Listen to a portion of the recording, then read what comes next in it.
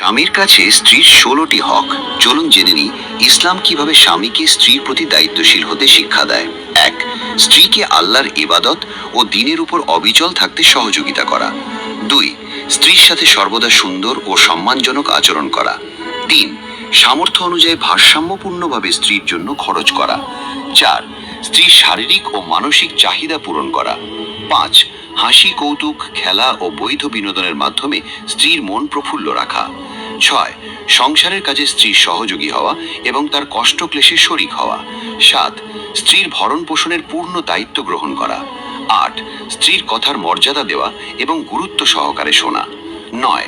স্ত্রীর পিতামাতা ও আত্মীয় স্বজনকে সম্মান করা। 10. কখনো স্ত্রীকে আঘাত করা বা মারধর না করা। 11. ধর্মীয় বিধিবিধান পালনে স্ত্রীকে উৎসাহ দেওয়া। 12. স্ত্রীর গোপন বিষয় অন্যের কাছে প্রকাশ না করা। 13. স্ত্রীর প্রতি কৃতজ্ঞতা প্রকাশ করা ও প্রশংসা করা। 14. স্ত্রীকে নিয়ে ঘুরতে যাওয়া এবং তার জন্য সময় দেওয়া। 15. স্ত্রীর সাথে হাসি মুখে ও কোমল ভাষায় কথা বলা। 16.